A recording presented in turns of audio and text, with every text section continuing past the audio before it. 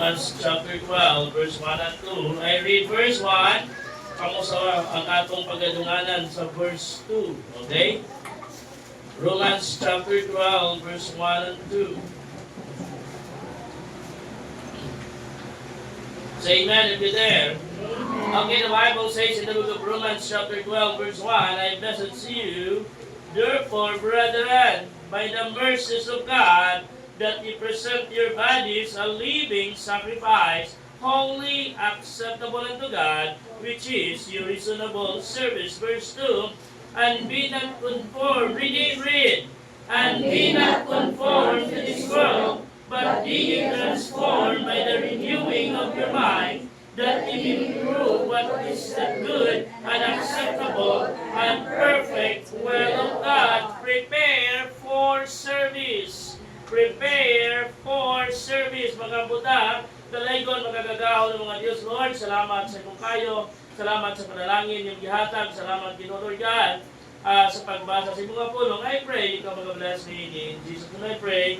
Amen. Thank you. Be seated. The Bible says, I beseech you therefore, brethren, by the mercies of God, that ye present your bodies a living sacrifice, holy, acceptable unto God, which is your reasonable service. Notice the word, reasonable service. So it means, Apostle Paul encouraged to the people in Rome to presenting their lives for service.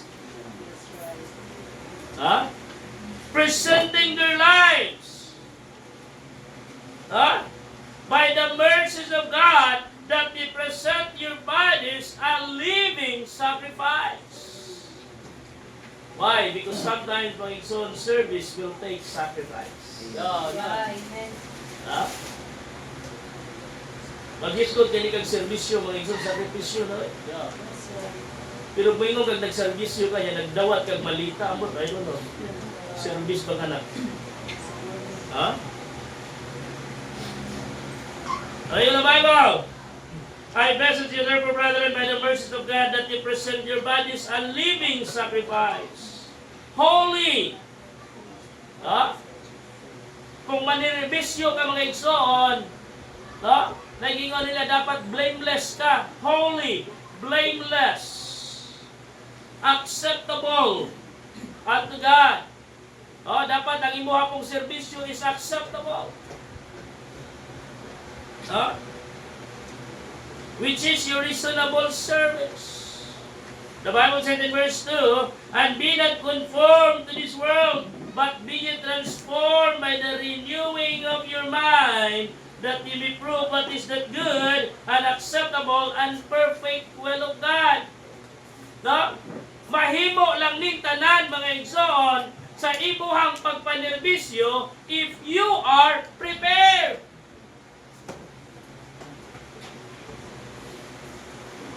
You can presenting your lives, your bodies as a living sacrifice if you prepare.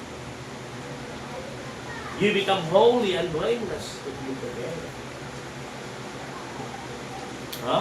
Your service will be acceptable. Your service will be reasonable if you prepare. Things we need to prepare for service. Mga butang, angay natong andamon para sa pagserbisyo. Or things we need to consider in our service. It is only a very quickly made so on. 3 things this morning. Number 1, things we need to prepare for service. Number 1 is our health. Amen. Even ang Bible made so on, I beseech you therefore, brethren, by the mercies of God, that to present your bodies. We talks bodies diri. Naghisgot ta og lawas. Og dili jud na pwedeng mawala sa lawas ang ginatawag nato og health. Di ba? So numero 1 nga ato ang i-prepare mga igsoon is ang ato ang health. Dili pwede nga mga lagad ka sa Ginoo, unhealthy ka. Di ba? Ngayon, usahay manggod, muduo lang to sa Ginoo, ha? Muhampo lang to sa Ginoo, musimba lang to sa Ginoo, if we are not feeling well. Ug maayong taglawas, asa ka padulong? Where have you been? When you are in good health. Isn't it? Hello? Amen. Asa man ta? Sa maayong pagtaglawas.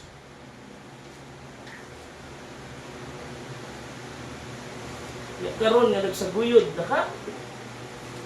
Mingon dahil kang mga lagad sa Ginoo. Karon nga di na kumpleto imong ipon. Mingon dahil kang musud kag ministry.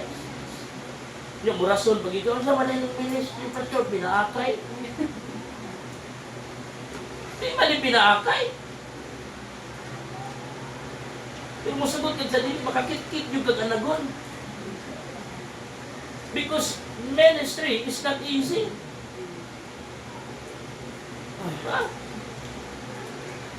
No? If you are desired to serve God, if you are desired to be in the service of God, we must to prepare our health. Amen. Iban sa Panginoon, look at the Father. Actually, one time I hear when he said, I want to die with the ministry. Sabi na mo, ano to? No? Kaya ka na karoon, sitwasyon niya. Yung pangaw, pangulo sa sinding mo. Kapag ko sa mga misyonary, magagas ko yung ko. Eh, natural. Ikaw ang sinding. Mga pasagdaanan ni mo. Dako nga, kung ano mo anak. No? Ang missionary ni ang missionary sa kuan. Ha? Muna importante mga igsoon, we must to prepare first our health. The Bible mga igsoon, the text na itong ibasa, nga itong health na basa, why you come up the word health on this? Because we are talking about bodies that present your bodies a living sacrifice.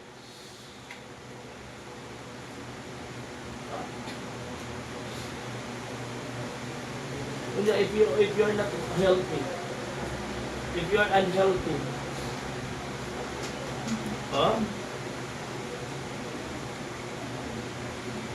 kung saan klase nga panerbisyo na. Our health must be fit on service.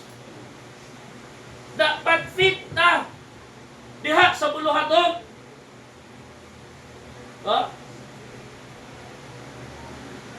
Dapat ang atong lawas mga igsoon. Healthy ta.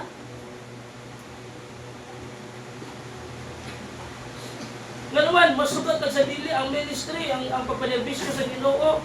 Nagkinahanglan ng strength. Strength physically.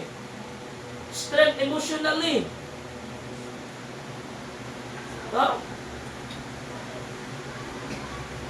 Dili ka fit. Your body is not fit for it. Then, it is easy for you to quit. No? I know a lot. Ang uban pagani, grabe ang support. Kompleto ang support. Wala gipasagdan sa sending church. But they decided to quit. They decided to leave the ministry. They decided to quit in service. Why? Because their body is not fit for service. They are unhealthy.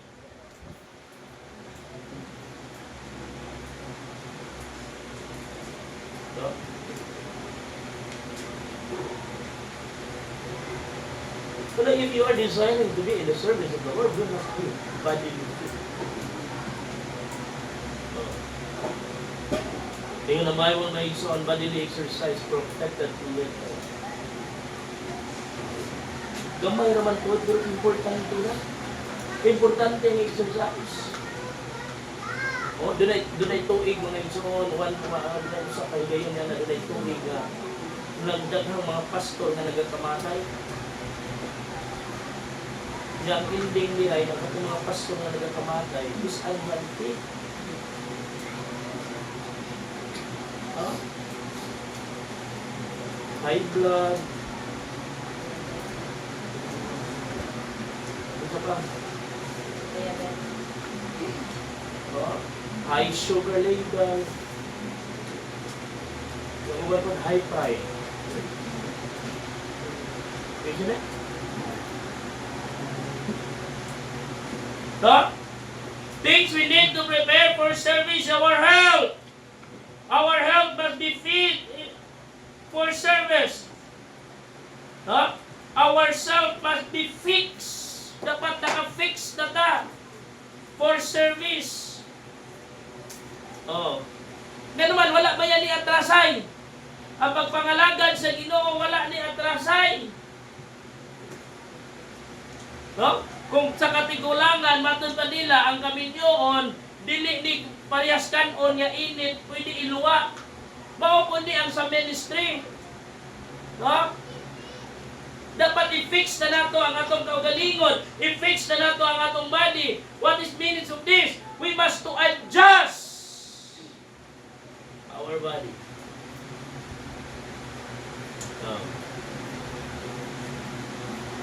Ito mong sa iyo, nagdinabuhin sa pastor. Late at night na matulog. Your side is turbuhon pag membro.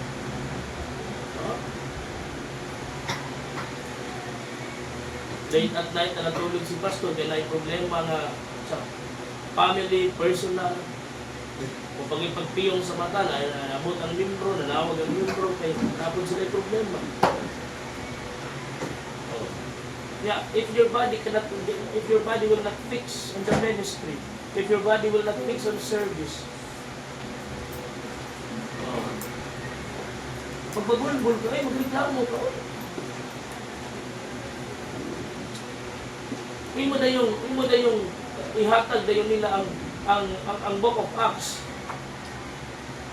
Nga ang trabaho sa pastor, at kali mag-igsoon in the Book of Acts, mag-igsoon ang trabaho sa pastor, pag-ampo na dyan o pagwali. Mabita na nagkaguliyang ang mga membro sa una sa Book of Acts, mga Kristohanon sa Book of Acts sa una, tungkol kay, they are talking about ministering to the poor. No?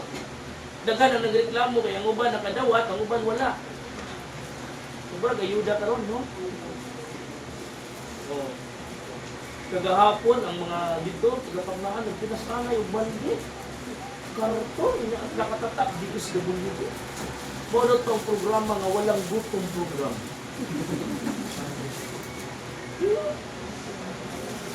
Yung kita din yung samantalaan, berapa na sila pulapot? Nationwide pa daw na.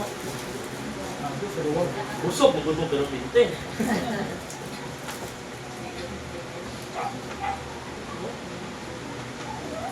Dapat our body will fix. Naka-fix na tadaan. Naka-sit up na tadaan. Naka-condition ang atong lawas daan. Ha? Na being in the ministry, dapat healthy ka. Kaya kung dili wala ka naka-fix, if your body will not fix on service pag-igsoon, ang ending mo mahimo juga unhealthy. Kaya kung unhealthy na ka, dili naka-fit sa buluhaton, so dili na nimo ma-perform well ang trabaho nga gisangon sa Dios diha nimo. Oh.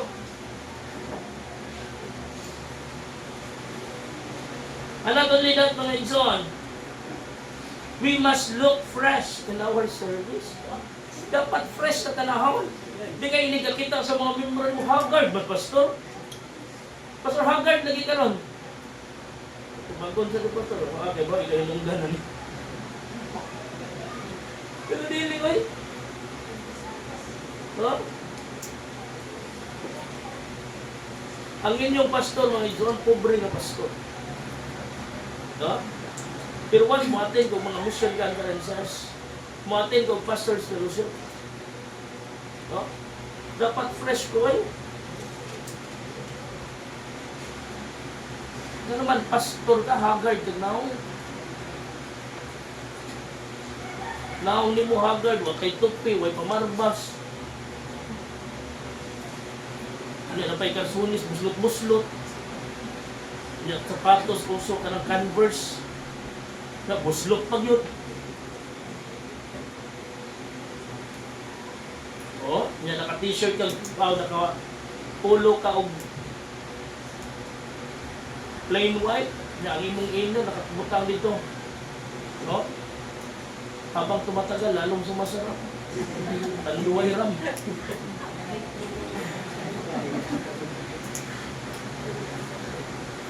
Bagay, di ka tanawon. Sabi mo tuon mo. Ha?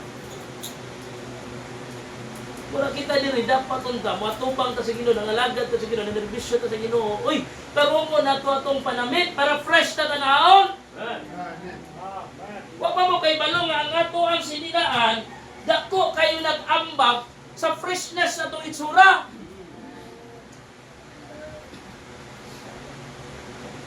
Oh? Ayaw man tinili ang Ginoo. Bahalag dili bag-o, basta at least fresh ka tanahon.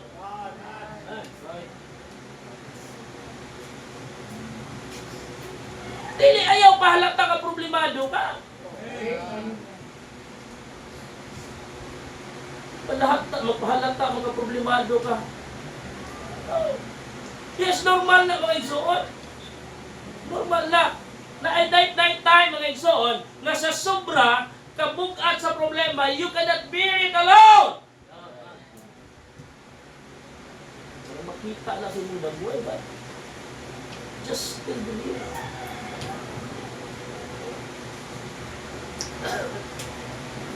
Sa ako lang may suot, kasi sumpay-sumpay na, wala putol ba? After sa akong mama, ako father-in-law na po. Awin lang ginutulot. Okay pa ta. Siguro na gino, okay pa. Larga ka lunis. Raingon.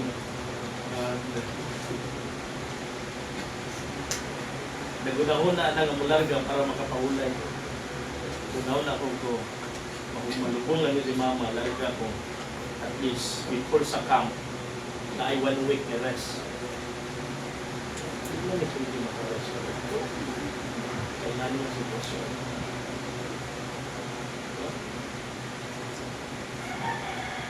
Usa sa reason na nagkangan kumularga. Ano na itaw tayo?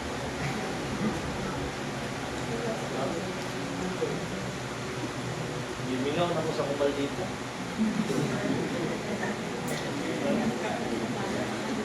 Picture na sa tao. Picture na ito sa video ko.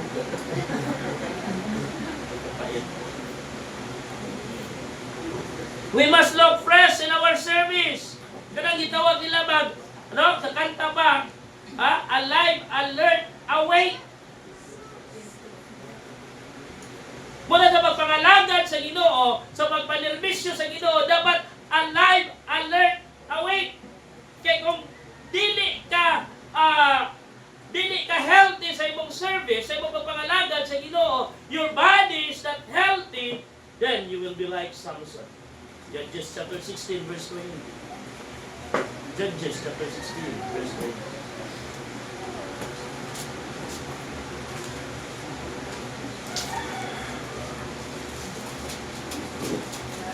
Judges chapter 16 verse 20. At kali kung imong tanaw ni dire, mo di that this is the story while Samson involved a woman named Delilah. Diba? And then si Delilah gibayran sa mga kaaway ni Samson para mapildi nila. Saan na mo pagpildi si Samson? Bayran ka na mo. Ikaw ang among spy. Pangutan-a si Samson, asa nagagikan ng iyang kusog, o kung saon pagkawala sa iyang kusog. How many times, how many attempts Delilah failed, and this time, hilak na yun siya. Yung kining gugma lagi, naman na ginaingon nila, mga igsoon, too much love will kill you. So mali na time, gitug-an lagi ni Samson ang tinuod. Verse 20, dalawa mo may mo.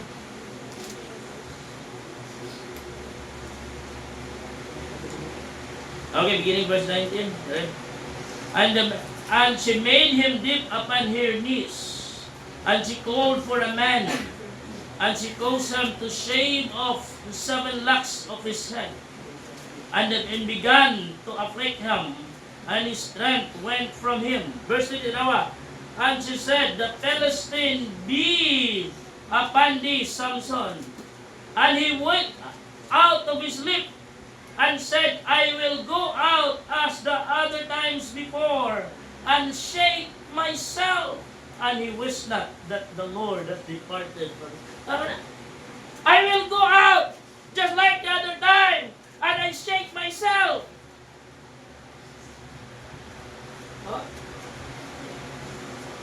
Wala nagtataghawak mo. Hindi.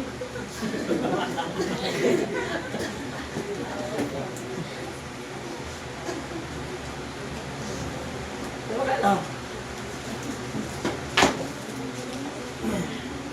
Nga naman. Nag-prepare. Unhealthy na.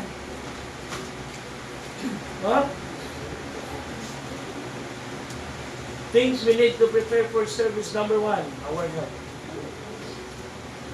Number 2, our heart. Amen. Amen. Balik ka ba lang tayo? Salamat. The Bible says, I beseech you therefore, brethren, by the mercies of God, that you present your bodies a living sacrifice, holy, acceptable unto God, which is your reasonable service. And be not conformed to this world, but be ye transformed by the renewing of your mind, that ye may prove what is the good and acceptable and perfect will of God. Our heart. I-prepare na to atong kasing-kasing for service.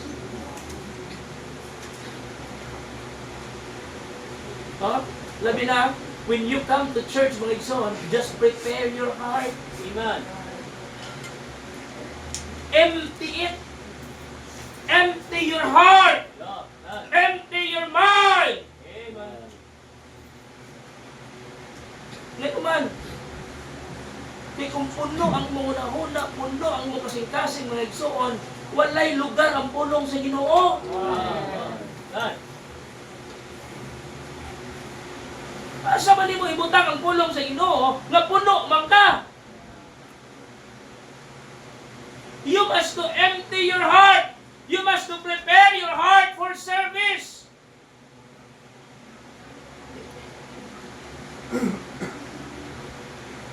Kay kung dili ka prepare, pag-abot nimo sa simbahan, nagmugtok lang ng agi nimo. Igtanaw sa mga tao nimo, matakdan, oy! Manakon ba yan yung kamugtok? Lipay kayo. Kalit na kagabot, gamugtok. Imbis musmail sila nimo, mahadlok. Problemado pa lang eh. Saka problema ano. Kaya giduol kag kalit ba? Yan ihunggong. Ay tubig lang. Nakatulog kong tayo. Kumamura sila yung problema. Di mo.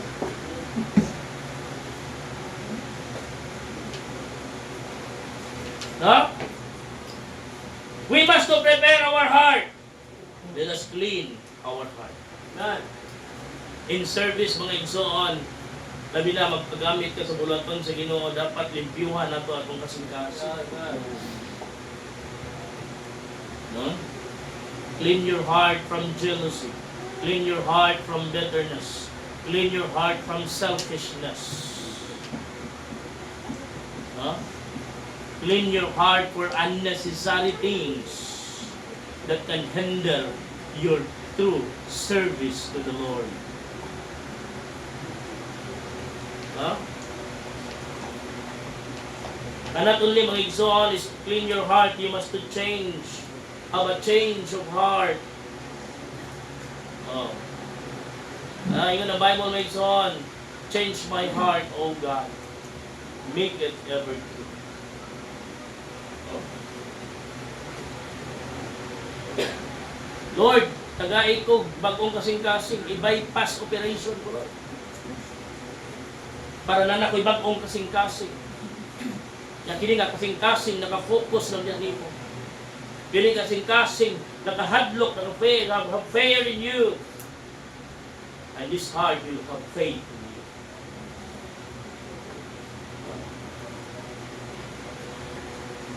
Dapat natin kasing-kasing.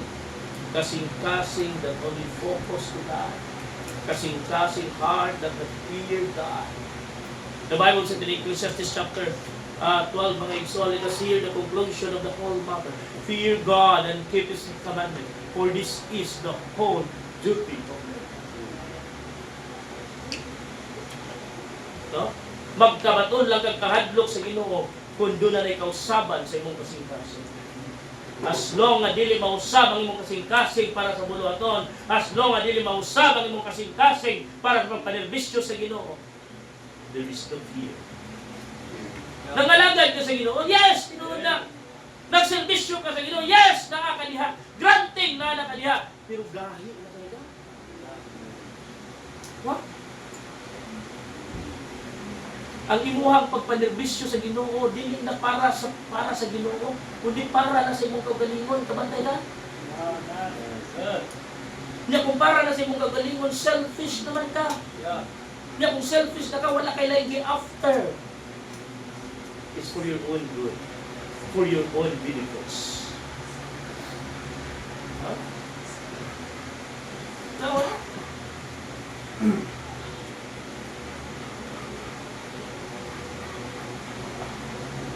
And then lastly, change our heart. Clean your heart. Change your heart. Then, put compassion in your heart. Especially for the souls. Dapat ang atong kasing-kasing dunay compassion ngadto sa mga tao. Nganong balik-balik man na nato, nganong balik-balikon ba nato na importante ang kalag. Unsa di gamit na, unsa di atong iwan, unsa di atong i-share. Ha? Wa man tayo makuha ng mga tawana. Pero kinahanglan man tayo sakripisyo para ang mga tawana, wa man tayo makuha na nila.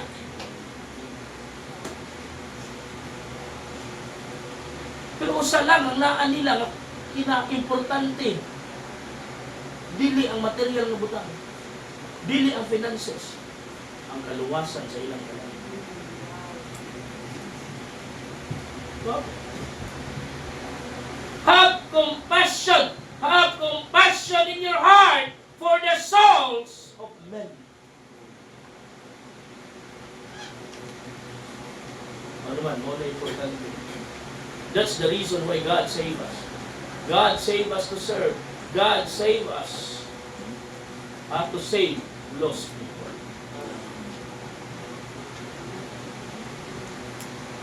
God saved us to share the gospel to the lost. Number 3 and last.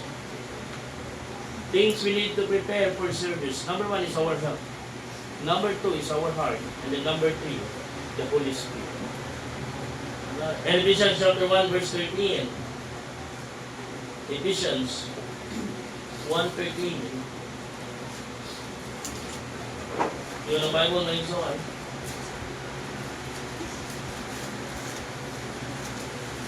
Ephesians chapter 1 verse 13. In whom ye also trusted after that ye hear the word of truth, the gospel of your salvation, in whom also after that ye believe, ye were sealed with the Holy Spirit of promise. So it means after you receive the Lord Jesus Christ as your personal God and Savior, the Holy Spirit is in you. Isn't it? Are you saved? Is the Holy Spirit is in your heart? Oh, kasi pangutanon ka, asa ang Ginoo karon sa langit? Huh? We are sealed the Holy Spirit of promise. Kada kasilyo mga igsoon, espiritu kada kasilyo nga nagpamatuod, nagipanag-iya ka sa Dios. The Holy Spirit within us. Manaingon ng Bible may igsoon, quench not the Spirit. Grieve not the Spirit. Ayaw tuguti nga masubo, ayaw tuguti nga masuko ang Spirit. No? Kung siya itong buhaton, no? To prepare the Holy Spirit within us. Number one is to flee from a worldly lust. Flee from a worldly lust. Huh? Kung sa mala, kaulag sa unod.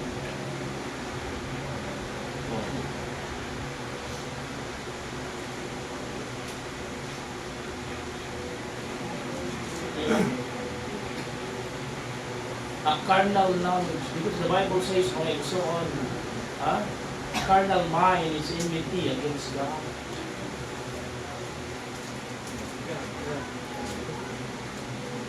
Ayaw buhata ang mga buta nga only married people can do. Kaya karong panahon na ba, mga bata doon. Dito lang sa mga sa pagkaan. Ang bata, nagpugos ang bata.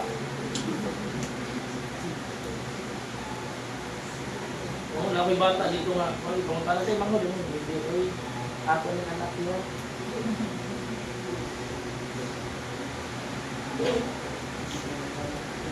Ang ilahang mga anak mo rin, mga manguhod nila.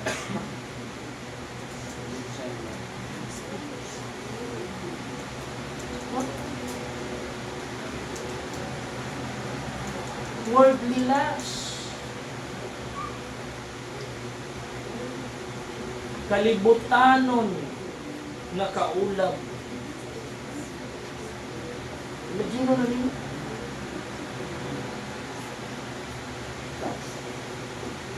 Mga bata pa, knowledgeable na ang mga butanga. Puti katawa ang bimbing ko. Kaya bata, dito bata. Huwagi ka ng mga bata na magkakilun mo may buwak. Ni siya, italanay na gano'n din rin.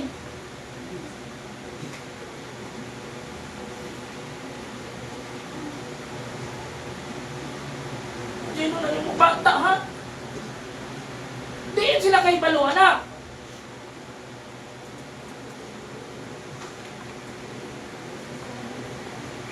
Ngayon man, kung dili nila makita, boy, kung kang bibig sa mga tao.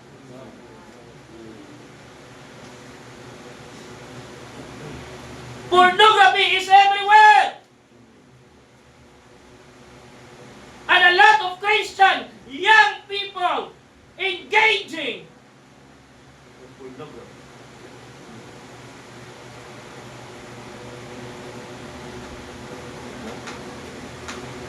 Kung ka mo manggilikanan, be careful sa inyong mga anak. Dapat aware mo unsay gipangtan-aw sa inyong anak diya sa cellphone.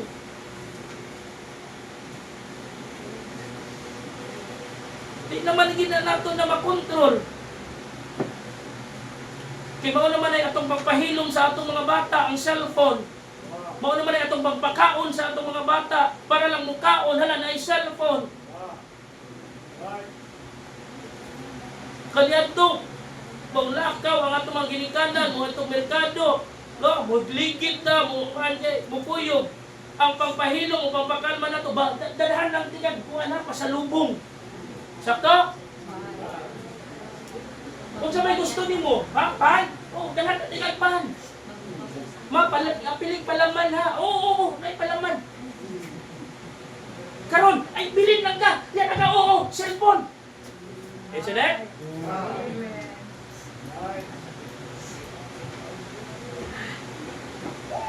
Nawa ka kay maluon sa ipagtanaw sa imong anak diya sa cellphone.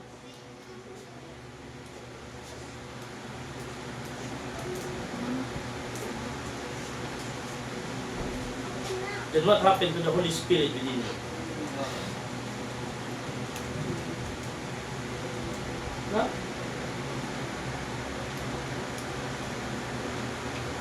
Tanawa lang ako dahil, ganito mo, daghang kayo mga nanay mong batang ina, batang ama.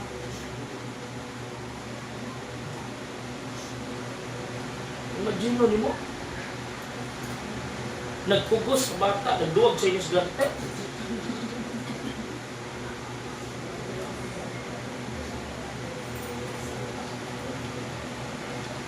Sunod na nga. Yung kadako-dako sa bata mo na yung kadua. Ano yung anak?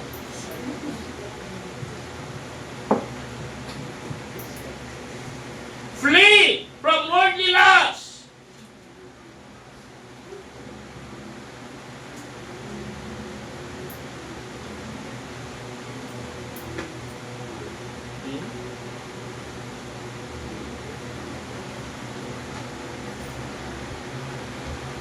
Careful or wrong love.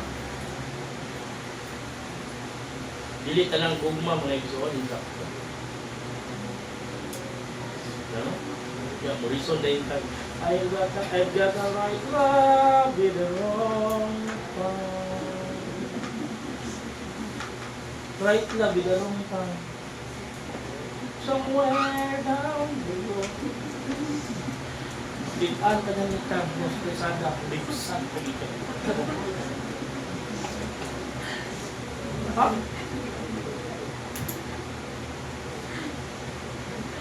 So why young people? Pakit ako, nag-holding hands na diya sa kalsada. Okay, may nga nag-give up a right now with the wrong time. Somewhere down the road. Sige, basta naaman mo sa project na meeting, no ganang driver license ha? Somewhere down the road ka ha? Ha?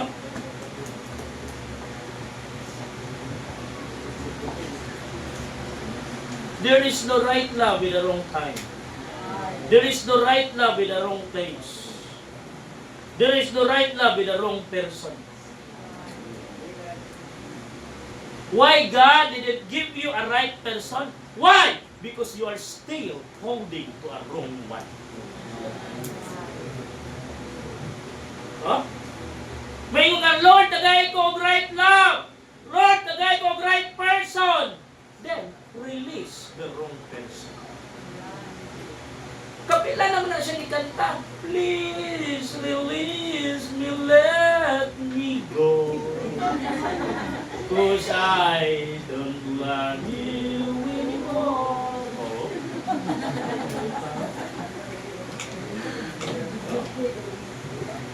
Jadi gini mo buhian.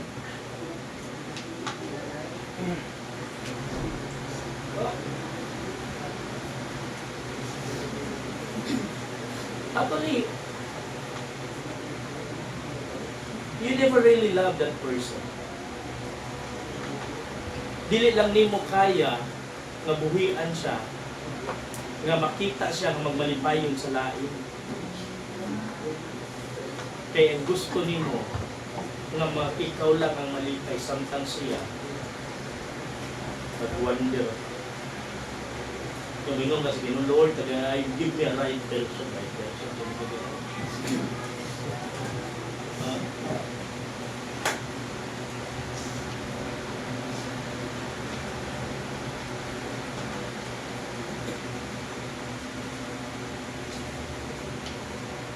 Ngayon, magpapasambal ng isuan, I am the right person.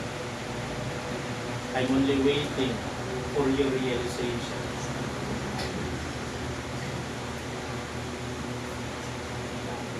To let go the wrong person.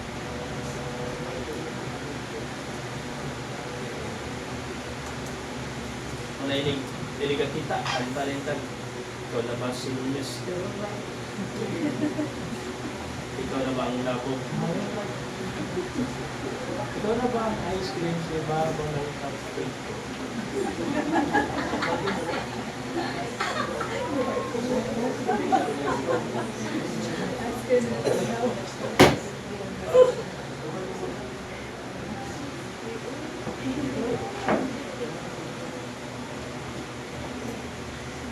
How the Holy Spirit grieves when you are still holding on to a wrong person, to a wrong love. The Bible says, "My son, love not the world, neither the things that are in the world. If any man love the world, the love of the Father is not in him."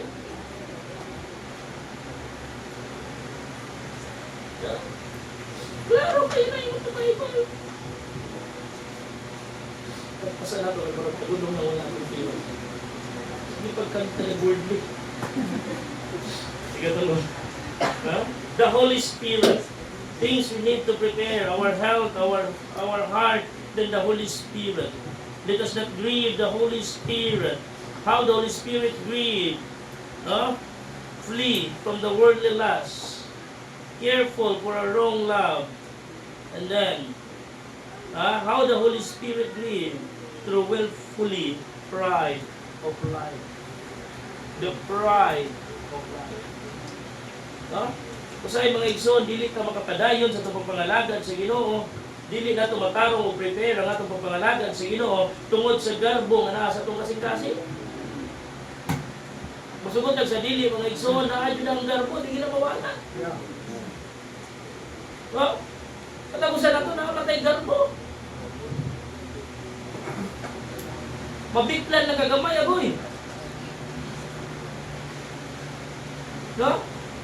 Pero sa magpangalagad sa Ginoo mga igsoon, ipadaplin ang imong pride. Put it in a corner. The pride of life. Why, my son, the Bible says, boast not thyself of tomorrow, for thou knowest not what the day may bring forth. Ayaw panghambog sa imong ugma, because wa ka kay balo, unsay may tabo sa imong ugma. No? Dili taangay mga panghambog sa imong karon, because the day after tomorrow, you will not be sure. Amen.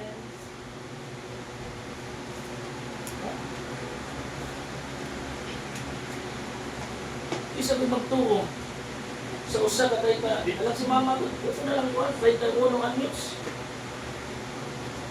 Naglinya para itawon sa ayuda.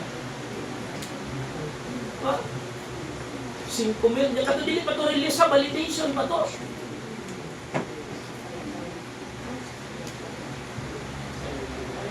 Ito maglutong ni mama kahapon. Nakita yung taon ng ganang-ganang. Kanang taon nila nga.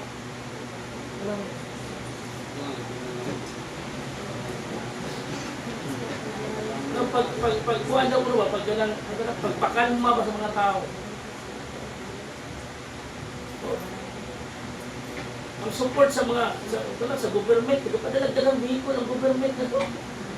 Consuelo di Bobo. Kabalo mo, anak?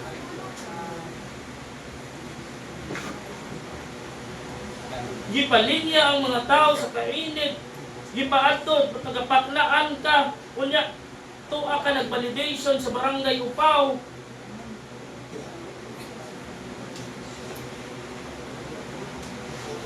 Para lang sa validation, para sa 5,000 na ayuda. Sa dihang nakuyapan, namatay, walay validation, rich of release ang 30,000. Ang iyahang ayuda nga 5,000, ang igsuon nakadawat og ayuda. In total, nakadawat sila in overall of 50,000 instant! With rice and grocery from CSWD.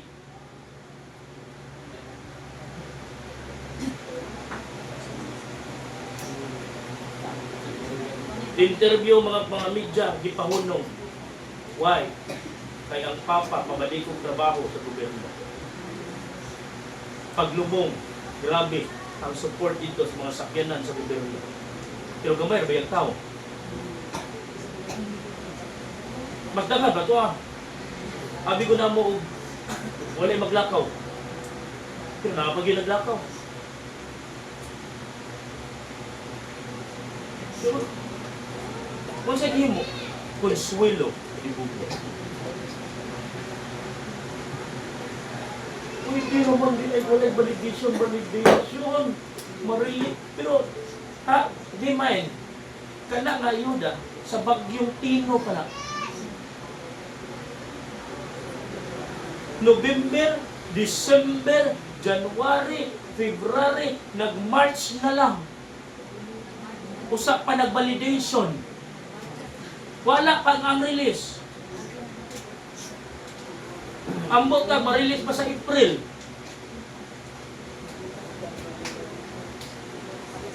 Una, ilig ka matay, glitso na di ay.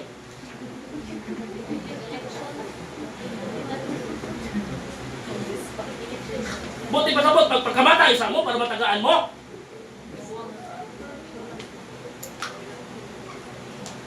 Huh? Grieve not the Holy Spirit. Pride. Sometimes, ganun po sa tao ba? Huh? The Bible says, pride goeth before destruction of the Holy Spirit before a fall. No?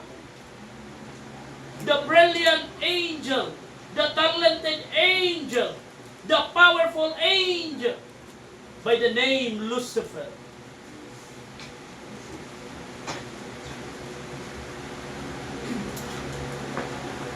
Fall from heaven to earth because of pride.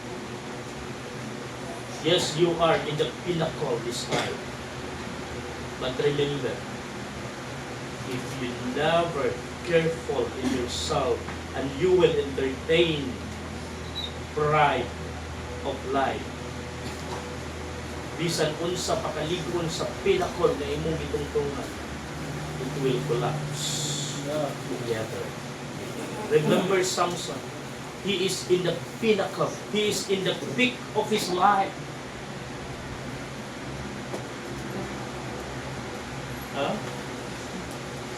Kung mo tanaw nimo ang last chapter where diha ang verse nga nagisgot sa kinabuhi ni Samson na gingon.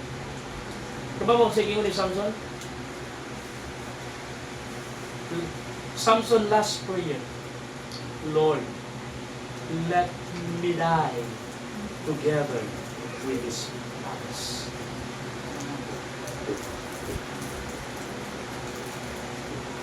Young man, young ladies, ayaw tuguti na mamatay ka, kuyo sa mga tao na walay Diyos. Dalaygon